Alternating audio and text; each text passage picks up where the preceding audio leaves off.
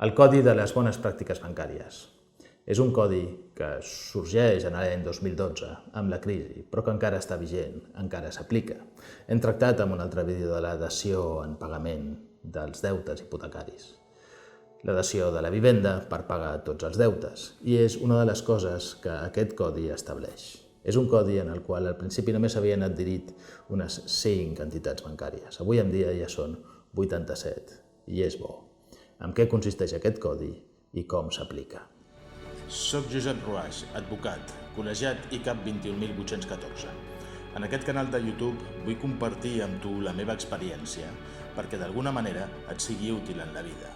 També espero prendre dels teus comentaris. Et convido a que t'uneixis a la meva recerca de la veritat, encara que sigui subjectiva. Cada setmana a Ruaix Legal TV.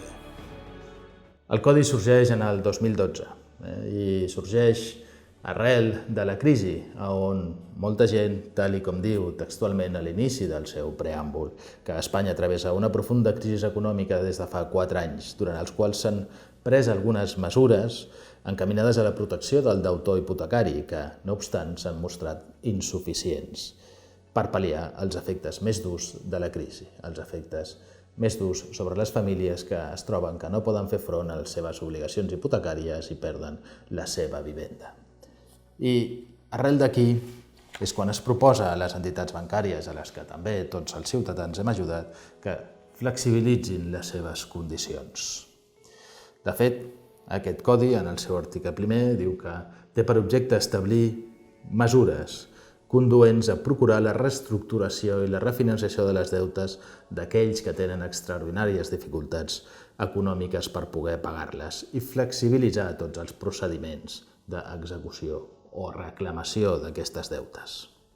El requisit és que sigui un préstec amb garantia hipotecària. No és el préstec de la hipoteca que tu has pres per agafar la casa, que pot ser-ho, sinó qualsevol altre préstec el que tu hagis garantit amb una hipoteca sobre la teva casa, sobre la teva vivenda. I el que diu la llei és que has d'estar en una situació de vulnerabilitat, en una situació de pobresa. No només que no puguis pagar, sinó que tu i el teu entorn familiar no puguin fer front a aquesta hipoteca tal com estava estructurada quan tu podies pagar, quan el banc te la va donar. Perquè has perdut la feina, perquè t'han fet fora, perquè guanyes menys encara que tinguis feina, etc. Però sempre dintre de l'umbral de pobresa. En un vídeo de la dació de pagament us he explicat quins són aquests requisits de l'umbral de pobresa. Segurament us haureu adonat que són molt estrictes, molt restrictius. Són per la gent que efectivament no té res, i seria bo que s'ampliés una mica tot això a tots aquells que tenen dificultats per pagar, perquè que els bancs refinancin les deutes no és res extraordinari. Passa constantment, i passa constantment amb les empreses i amb les grans empreses, sobretot aquelles que deuen molts diners. Tenen menys dificultats per refinançar les seves deutes amb els bancs, que els donen més facilitats que no pas les persones físiques que deuen una hipoteca o uns pocs diners. Qui és el que dona aquestes refinanciacions? En mans de qui està la decisió de si correspon donar o no la refinanciació? Està en mans dels bancs. Els propis bancs, i cada un d'ells, publica dintre de les seves webs uns elements que són unes propostes per si tu vols subscriure't al Còdic de Bones Conductes i fer la sol·licitud de refinançar el teu deute o fer una dació en pagament o sol·licitar una quita. Us deixo en el desplegable de Mostrar Més l'accés als documents que publiquen alguns dels bancs, el Banc de Santander, Bankia, la Caixa, els més importants. Cadascun ho fa una mica a la seva manera, però el resultat és el mateix. Un cop aquests bancs s'han subscrit, i ara ja són 87 entitats, bancs, caixes d'estalvis, entitats financeres que donen préstecs als que hi estan subscrits, és obligatori per ells complir-lo. En canvi, la llei estipula, per controlar que efectivament aquest codi de conducta s'apliqui, una comissió de control i seguiment. Aquesta comissió de control i seguiment no és que tingui potestats sancionadores, però sí que cada 6 mesos fa una publicació de què és el que està passant i de més o menys si els bancs estan complint o no amb les seves obligacions respecte a això. El primer semestre de 2019, d'aquestes 87 entitats, hi van haver-hi 47 que van rebre sol·licituds. un total de 3.148 sol·licituds. És important saber que d'aquestes sol·licituds el 35% era de gent que estava al corrent de pagament, però que preveia que se li acabaven els recursos per continuar pagant. La resta ja tenien deute impagada. Per tant, si tens una previsió de que això vagi a passar, quan abans reaccionis, millor que millor. Les sol·licituds que es van resoldre durant aquest primer trimestre van ser 4.013, que es van resoldre però que algunes s'havien presentat abans, ja que hi ha un termini de resolució d'un mes de cada sol·licitud. Anteriorment 2 mesos i ara s'ha escurçat per la directiva europea a un mes. D'aquestes 4.013, 1.369 es van denegar, 1.611 van ser fetes, es van realitzar, i 1.033 van ser desistides per als propis clients que l'havien demanat. Probablement van ser desistides perquè no complien tots els requisits estrictes que es sol·licitaven, amb independència de que tinguessin greus dificultats. El que és important és que d'aquestes 1.611 operacions, 1.508 es van resoldre amb una refinanciació del deute. És a dir, si tenies un període de pagament que et quedava pendent de 15 anys, igual la teva hipoteca s'allargava 15 anys més i llavors pagaves gairebé la meitat o menys del que estaves pagant. Potser tenies un interès d'un 3,5% i llavors et poden buscar un interès que sigui més raonable i que pugui arribar a l'1% o a l'1,5%, que sigui un interès que puguis pagar per poder fer front a les teves deutes, ja no un interès normal. I d'aquestes 1.611, 101 de les operacions van ser de dació en pagament, és a dir, es van tragar la vivenda contra la cancel·lació de la deuta i només en 2 casos hi va haver-hi una quita que pot ser de fins al 25%.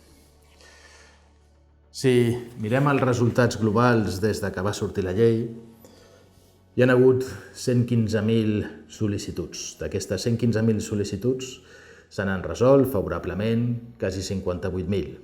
D'aquestes 58.000, 49.725 han resultat operacions de refinanciació, 8.147 dacions en pagament i 13 quites. Quites de deute, del 25% de la deuta o d'una part del que devies i continues pagant. Està clar que el que no li agrada al banc és fer quites, perquè les quites el que volen dir és que cobrarà menys del que t'havia deixat de quantitat de capital, de principal. Els interessos són una qüestió a part. I prefereix més o menys la dació en pagament que no pas fer les quites. Què passa si fas la sol·licitud i el banc te la denega? Has de callar? No, tens una opció. Tens l'opció de fer una queixa i una sol·licitud al defensor del client. Actualment, avui en dia, tots els bancs tenen un defensor del client, una persona que és pròpia del mateix banc, però que teòricament s'ocupa de que totes les qüestions relatives al comportament i als codis de conducta i a l'ètica dels bancs es compleixin i que revisen les operacions. Hi ha possibilitats? Sí, hi ha possibilitats. Es van presentar en aquest primer semestre 359 reclamacions, 23 es van refusar, les altres van ser 355 que van ser resoltes, de les quals 22 se li va donar la raó al client i se li va concedir l'operació. És a dir, sí que funciona, però hi ha molt poques oportunitats perquè el percentatge de revisió és petit. Si el banc no et contesta o el defensor del client no et contesta en el període d'un mes, pots anar al Banc d'Espanya. El Banc d'Espanya, que també s'ocupa de fer aquest tipus de revisions, si no hi ha hagut cap tipus de contesta. Solen contestar, no sol passar, però també el percentatge de revisions favorables al client és petit, però existeix. No depèn només del banc, sinó que el banc està supervisat per el defensor del client i pel propi Banc d'Espanya sobre el compliment del codi de conducta, que els bancs fan servir com a publicitat a l'estar adscrits al codi de bones pràctiques bancàries, com que són bons bancs. En definitiva, el resultat no és dolent, és una bona pràctica que gairebé la meitat de les operacions de refinanciació hipotecària es refinancin és un bon resultat. Però seria bo que això s'ampliés, que no fossin tan restrictius les possibilitats d'accés i que també s'ampliés no només a crèdits hipotecaris, sinó a totes aquelles altres persones que tenen crèdits i que per alguna raó no els hi poden fer front, perquè han perdut la feina, perquè han tingut alguna desgràcia a la qual han de fer front i resulta que els bancs no refinancien aquest tipus de deutes. Que els bancs refinancin les deutes és bo perquè així no perd ningú, simplement s'allarguen els plaços. Es refinancien les coses i es perd menys. Més val moltes vegades una mala solució que una solució dràstica, una solució que és molt més dolenta per tots.